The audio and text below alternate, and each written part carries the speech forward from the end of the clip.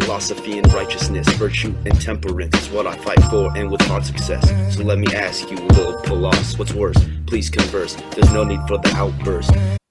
Hey everyone, Dr. Silvermintz back with another spotlight lecture in the history of love. We're continuing our discussion of Greek contributions to the history of love with Plato's Symposium, arguably the most famous work in the history of love. And of course, from Plato is where we get our idea of Platonic love and a Platonic friendship. That said, the term Platonic friendship and Platonic love comes into our vernacular in a sort of mundane way. When we speak of somebody being a Platonic friend, we simply mean that we're not intimate with that person. This work, Plato's Symposium, introduces the idea of love in a much more exalted way. It is absolutely groundbreaking and foundational in transforming our conception of the way we direct our erotic desire. In fact, we're going to begin by looking at a very provocative passage from Plato's Republic, his most famous work, in which he compares what the philosopher, the scientist, the intellectual is doing to an addict. Alcoholics and sex addicts are equally indiscriminate. They love all wine and all sex partners equally. Then the philosopher is also an addict of sorts, since he loves all wisdom and is obsessed with learning as much as he can. Strange passage. The first part we can certainly relate to, that we know people who are addicts, and here Plato 2,400 years ago is identifying something that very recent psychology has dedicated its work to, understanding what an addiction is. An addiction is when somebody loses control of their life, and he gives us two examples there, whether it's for being intoxicated, for drugs, and or to be intoxicated as people are who we identify as sex addicts. This we think of as a modern idea, but 2,400 years ago, Plato realized that people can lose control over their lives for anything that distracts them in this way. And the drug addict, the sex addict, or any other kind of addict is so obsessed by their drug of choice that they devote themselves wholly to it. They are obsessed. They put all their resources into it with an irrational exuberance. And they're indiscriminate. The alcoholic doesn't discriminate between the cheap bottle of Mad Dog 2020 and the fine Dom Perignon champagne. The alcoholic's favorite bottle of wine is the one that's open.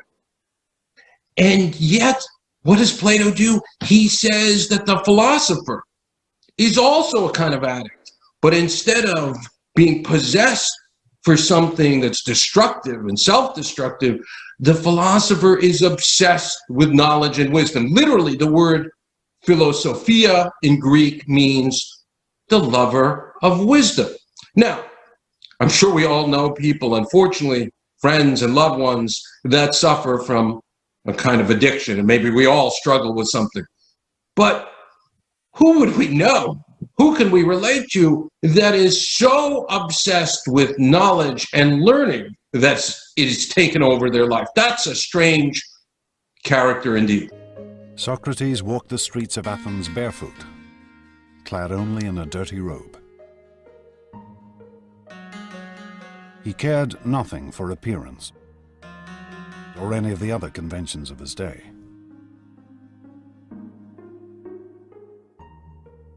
Socrates was interested only in the mind. This unlikely figure would become the leader of a revolution. A revolution in thinking. Socrates was exactly the kind of person that Plato has in mind, that was obsessed with knowledge. We'll turn now to a story from the end of the Symposium. We get a story like this at the very beginning of the Symposium. The characters are to meet up for this dinner party, but Socrates is late for the party. Why is he late? Because on the way to the party, he starts thinking about an idea.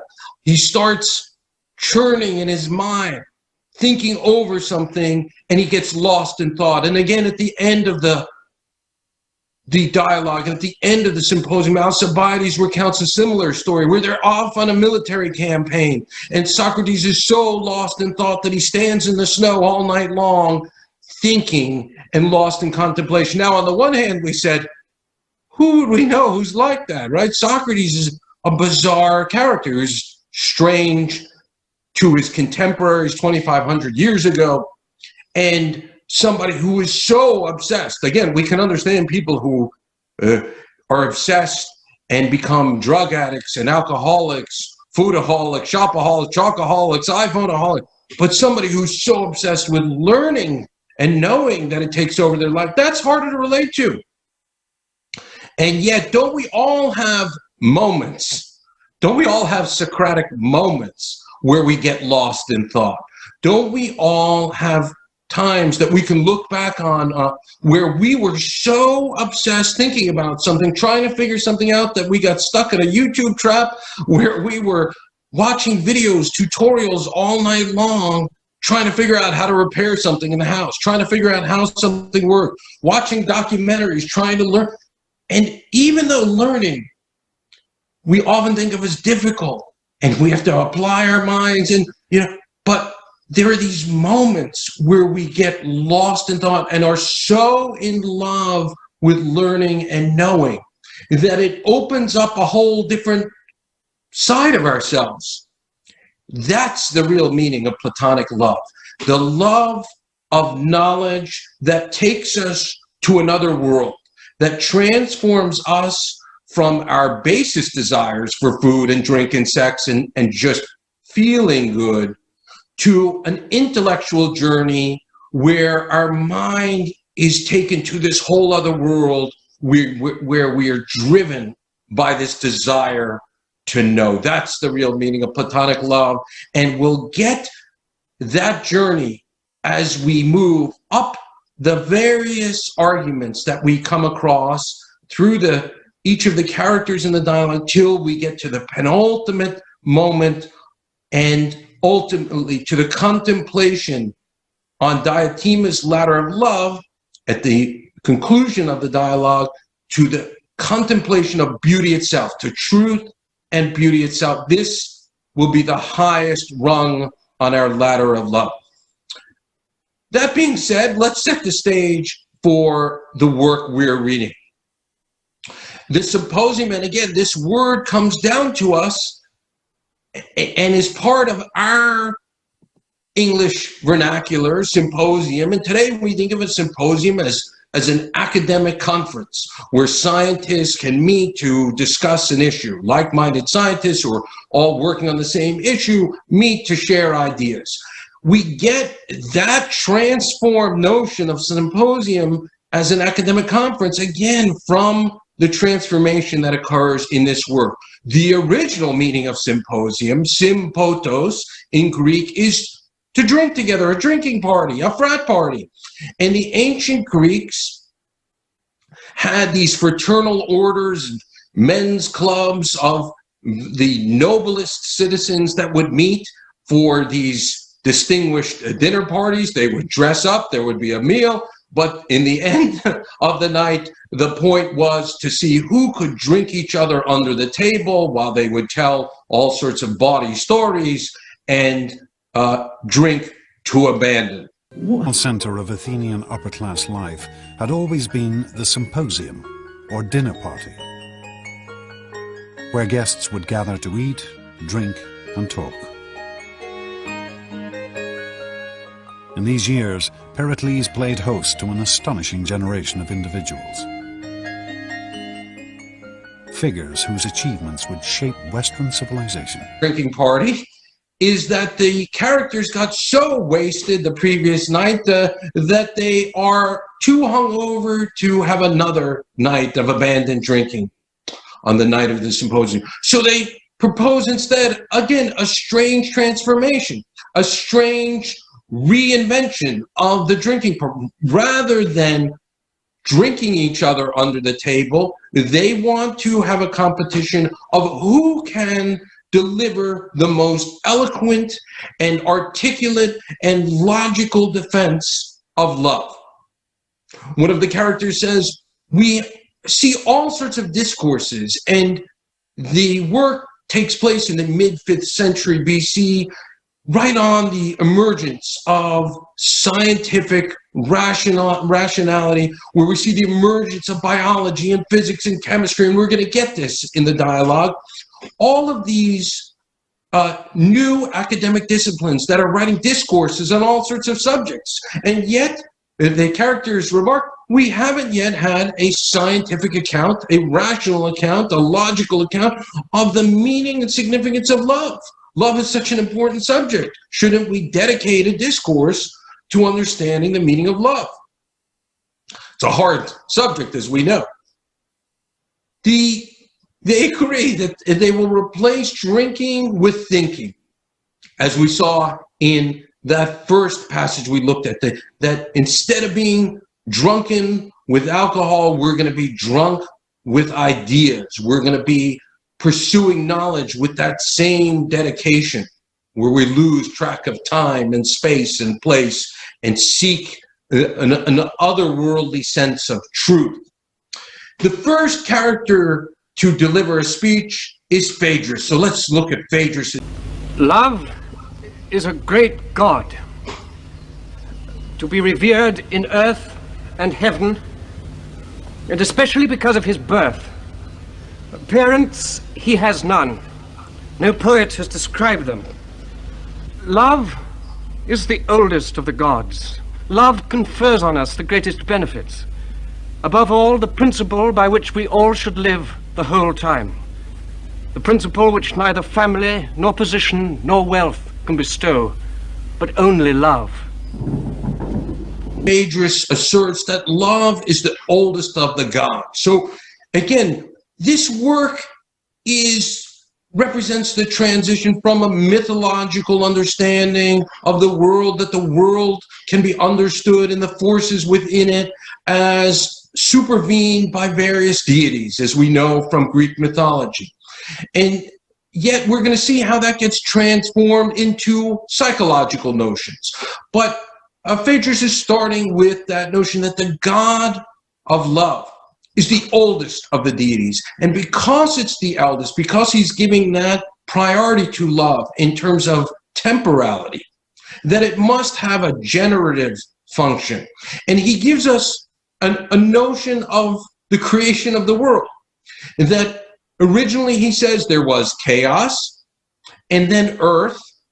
So we've got disorder and earth, or materiality. But then how would we explain, from a scientific perspective, how we get order out of chaos? How does chaos and materiality then bring forth things that show order and logicality, rationality? And Phaedrus' answer is love.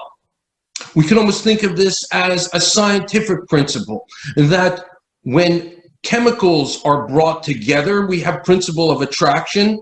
And so these disparate material elements that were in the universe, that were for time immemorial floating around in chaotic order or disorder, come together in a very orderly way, in the way that love brings people together, right? What does love do on a level of intimacy, right? We have people who are going about their individual lives, going in different directions, and they fall in love and now say, we're going to make a family, right? So love is a generative process, and of course, then leads to having children, having offspring, raising a family, and leading to the next generation. So love functions to bring things together. And so Phaedrus sees from that original primordial role of love in the creation of the universe, but also what love can do in terms of generating all things. And so he suggests love is simply a positive principle, and then goes on to argue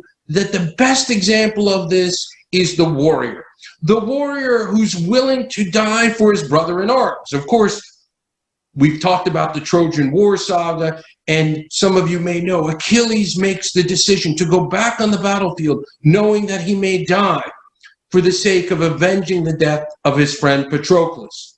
We know how other people would risk their own lives to save the life of their beloved. How someone might go into the burning building to save their child, risking their own life. Their loved one comes before life itself. And those examples of somebody losing their life shows the great power of love. I mean, we have as our animal instinct to preserve our life at all costs. And yet love can triumph even over that most base animal instinct for survival.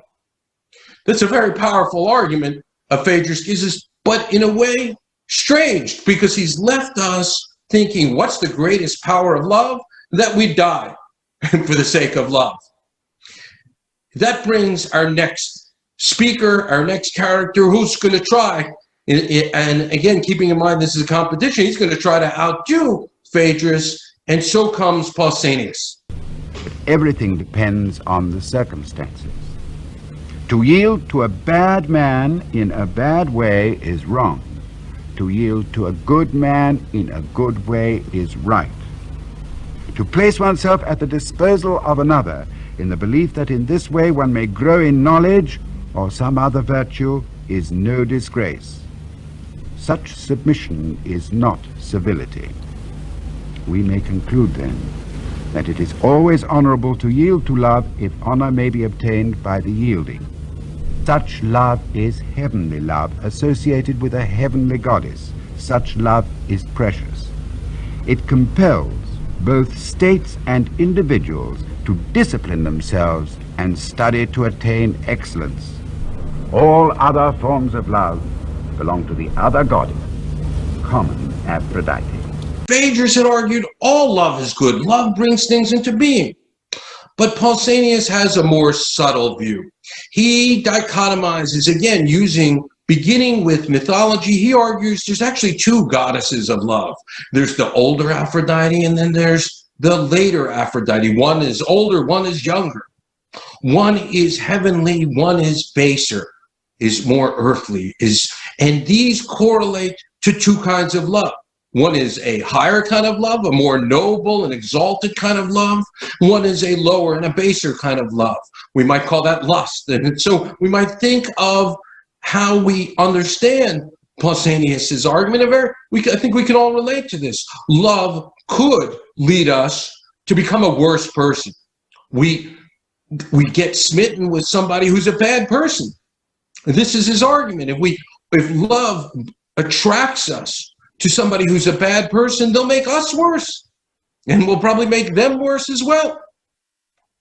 Right? If we fall in with somebody who's struggling with drugs or with other psychological problems, or is struggling on their life's journey, and yet we're smitten with them for whatever reasons, we're attracted to them physically maybe, but in terms of ethics and psychology, they drag us down. In contrast, if we fall for somebody and are attracted to somebody who's a good person, a virtuous person, a noble person, a righteous person, that person may help us in our journey and will become a better person. And so if Pausanias, again, distinguishes between a lower base love that's more carnally invested, that one also will fade, right? We're attracted physically to the other person. Well, of course, that fades over time. In contrast, if we're attracted to the person's virtue, to their soul, to who they are on the inside, that love will never fade. That's the higher, more exalted kind of love. And so again, Pausanias is careful to note not all love is good. The higher kind of love will take us to a higher place. The baser love will take us again and drag us down. Now, something very interesting happens next. These speakers are going in order in which they're sitting. And so the next person sitting at the place at the table that should be the next to speak is Aristophanes, the comic playwright. And we might look to a playwright, a poet, an artist to give us our most our most exalted view of love, because isn't it art and music that's best able to capture what love means? Unfortunately, something happens to Aristophanes that prevents him from speaking. What's all that? It says in my book that Aristophanes starts burping at this point.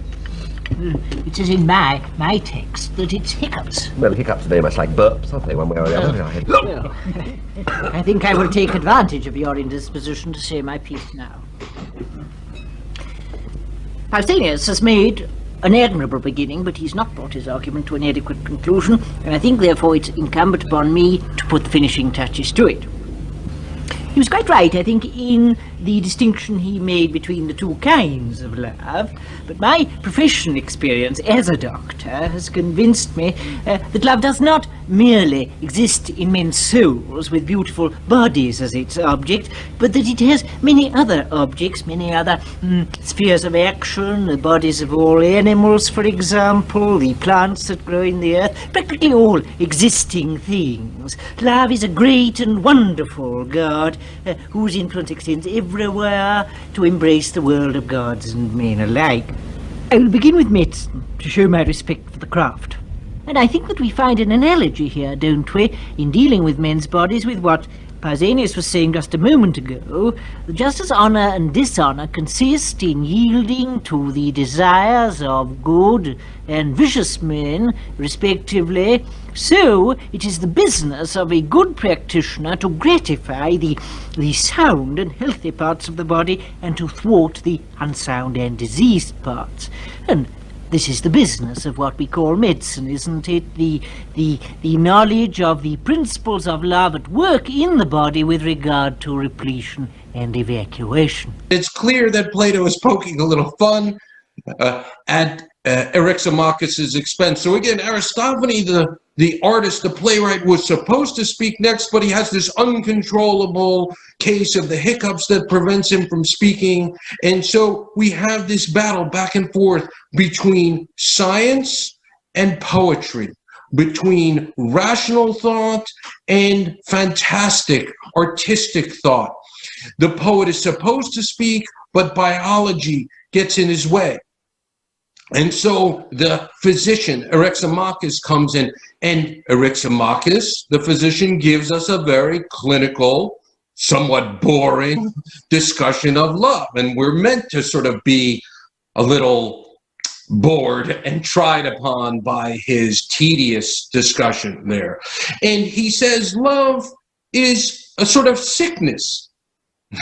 Right? It's a sort of sickness that we can treat like any kind of ailment. And this treating of the ailment is just like all sorts of other phenomena, just like in agriculture or in music or in any other natural phenomena that we're trying to understand. We can understand that if the plant gets too much water, it will drown. If it gets not enough water, it will shrivel up and dehydrate. That only when the plant gets the perfect relationship of soil and nutrients in the soil and sunlight and water, and only when it has those perfect ingredients will the plant flourish. So too, Eryximachus, the physician, sees love as just another part of the animal world, of the natural world, in which it has certain requirements. The body has certain requirements, and if those requirements are satisfied, then we can restore a certain kind of harmony to the body. So he's treating it in a very clinical kind of way. In this regard, you might think of some of the most recent psychological studies that want to study what kind of hormones and endorphins are released when we're sexually excited. They tell us from our most recent neuroscience that the same endorphins are fired in our brain when we eat a piece of chocolate as when we're sexually excited. in which we might think, well, is that all love is? Right? I mean, that's why we give people chocolate on Valentine's Day, because it sort of reminds that, it may even evoke that, it may even be true at a chemical level that these things are going on in terms of our biochemistry and our brain chemistry. But is love simply, can love simply be reduced to endorphins and neurons firing, or is love not reducible to the biochemistry? It's not to negate the biochemistry. That's very interesting and important work that our 21st century neuroscientists are giving us. But is that ultimately explain the real significance of love? And Plato, 2,400 years ago, is playing with this by going back and forth. Aristophanes should have been the next speaker, the poet and the artist. Instead, the scientist jumps in because Aristophanes has the uncontrollable case of the hiccups. And then we get Aristophanes to give us the next speech. Humans weren't always the way we are now. They used to be spherical with two bodies facing outwards. Each had a single head, two faces looking out in opposite directions, 4 legs, 4 arms, 4 hands. There were 3 sexes then, not 2. The first had 2 male bodies and was the child of the sun. The second had 2 female and was the child of the earth. And the third had 1 of each and was the child of the moon. These weird creatures could walk forwards or backwards or roll around very quickly, like acrobats going head over hands. But they got above themselves and tried to climb Olympus to take on the gods. Zeus was not pleased. As a punishment, he chopped each one in 2.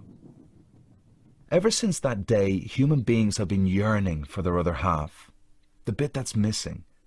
The male parts separated from a male became male homosexuals, the female parts separated from a female were lesbians, and those that were originally 1 of each turned out heterosexual. When these part creatures discover their missing half, they never want to lose them again. We looked at the creation myth story that we got in the book of Genesis.